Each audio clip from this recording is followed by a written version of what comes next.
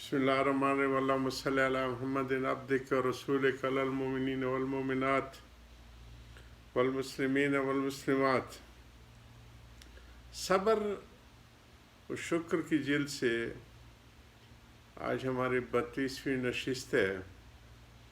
حضرت صبر کی تعریف فرما رہے ہیں جو عام لوگوں میں یہ ہے، اور جو پھر خاص طور پہ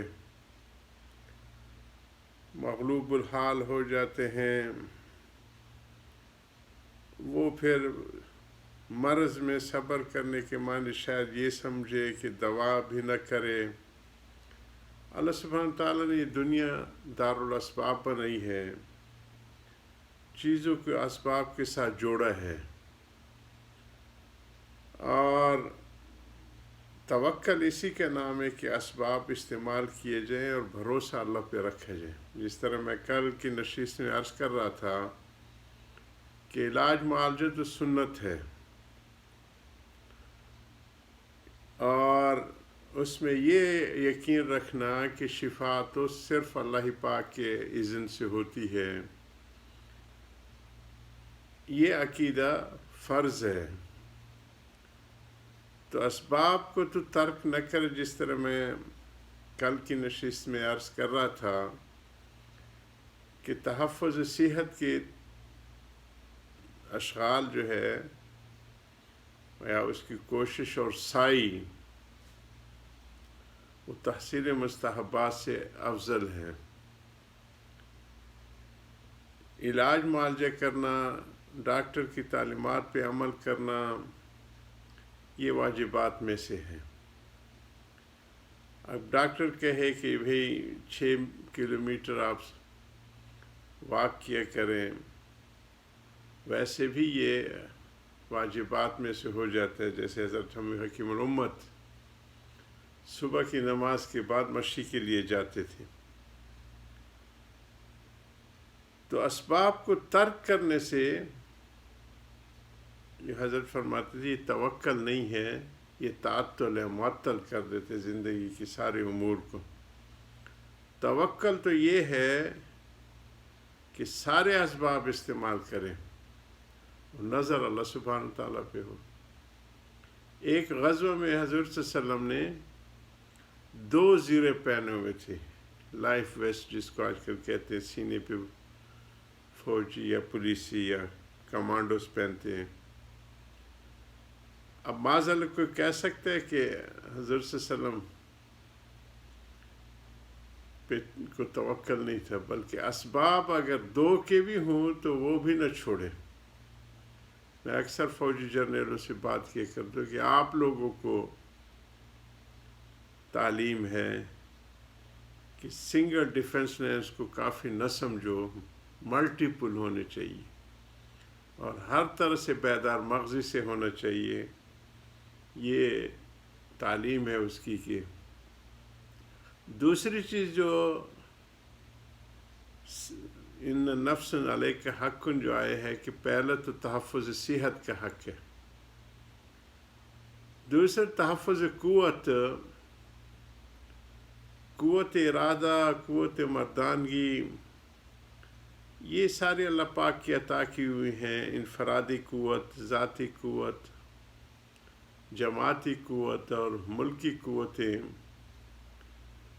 جس طرح میں کہہ رہا تھا کہ اس کو جمع رکھے۔ گولڈا میئر اسرائیل کی وزیر اعظم عورت گزری ہیں، ان کا ایٹمی پروگرام انہوں نے شروع کیا، جیسے ہمارا ایٹمی پروگرام ایوب خان نے شروع کیا تھا۔ اس وقت انہوں نے عباسی صاحب کو ڈی جی ایٹمی وہ کیا تھا، جن کی مزار وہاں کراچی میں ہے۔ یہ ان کے لفظ ہے، نو اور نیور، کہ ابھی اگر ہم نے اس پہ کام نہ کیا تو پھر کبھی نہیں ہو سکے گا۔ لیکن پھر اس کو آگے بڑھایا۔ یہ اللہ کرم ہے کہ ایٹمی پروگرام پہ ہمارے کسی نے وہ بے ہمتی نہیں دکھائے۔ زرداری کے زمانے میں کچھ مشکل آئی تھی، انہوں نے بجٹ کاٹ دیا تھا، اور وہ جو مشہور ہے کہ موقع دو تو میں اس کو ہو کروں. وہاں کے اس وقت کی جو بہت ہمارے نیک دل اور ڈی جی تھے، وہ وہاں سے چل کے عمرہ کی نیت پہ آئے اور یہی تھا کہ بندے سے ملیں گے، اور مجھے یہ درد دل سنایا کہ کسی نے بھی ہمارے بجٹ میں کٹوتی نہیں کی. زرداری نے ابھی کر دی ہے، تو آپ حضرت مولانا فضل الرحمان صاحب کے کان میں یہ بات ڈال دیں. کچھ دنوں کے بعد حضرت بھی تشریف لائے تو میں نے ان کو بتایا، تو وہ الحمدللہ انہوں نے وہاں پہ اس پہ کام کر کے کنٹرول کر لیا تھا. تو ایٹمی پروگرام یہ قوتیں ہیں جی، کہ ہمارے حضرت اس آیت کی تفسیر میں فرماتے تھے ترہیبی بہم، جس کا آتا ہے کہ وہ خوفزدہ رہیں. وہ خوفزدہ حضرت تفسیر یہ فرماتے تھے کہ کوئی بالادست چیز ہو، ایک کے پاس بندوق ہے اور سامنے کلاشنکوف ہے، تو وہ کہے کہ خیال سے جانا آگے کلاشنکوف ہے. فرماتے اس کا اصل مصداق تو یہ ہے کہ ہمارے پاس اسلحہ میں قوت میں بالادستی ہونی چاہیے. جتنی بھی ٹیکنالوجیز ہیں اس میں ہم ان سے آگے نکلے ہوئے ہوں، پیچھے نہ ہوں. ادنا درجہ حضرت فرماتے تھے کہ یہ ہے کہ کم از کم برابری ہو. جب امریکہ اور روس نے ایٹمی ہتھیار بنائے تو حضرت منتیں کرتے تھے ہم نوجوانوں کو کہ بچے ٹکرے مارو اور یہ صلاحیت حاصل کرو، کیونکہ من حیث الامت سب گناہ گار ہو گئے ہیں. اگر اس کو حاصل نہیں کریں گے، اگر ایک ملک نے بھی حاصل کر لی تو فرض کفایہ کا حق ادا ہو جائے گا. تو قوتوں کو محفوظ کرنا، چاہے ذاتی ہوں، شخصی ہوں، اللہ کی دی ہوئی قوتیں ہیں، اس کو برقرار رکھنا یہ بھی واجبات میں سے ہے.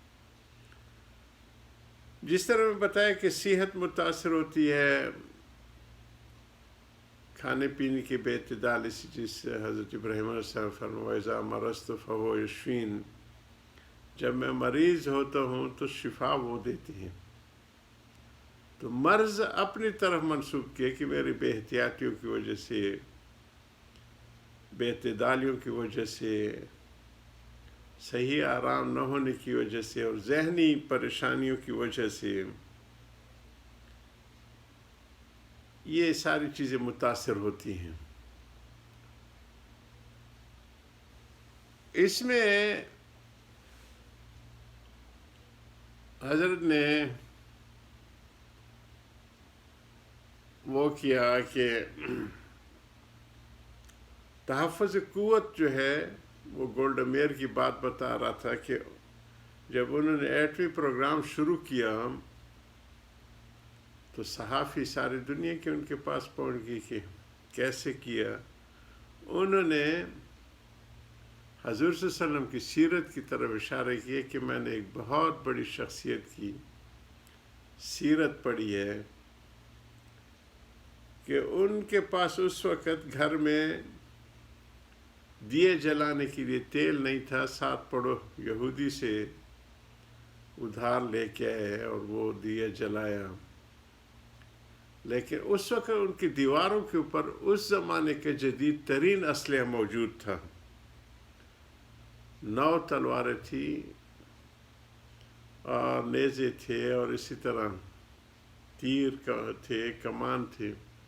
اس سے میں نے اندازہ لگایا کہ یہ چیز اور بٹر اور یہ چیزیں اتنی اہم نہیں ہیں جتنی کہ اسلحہ عام ہے.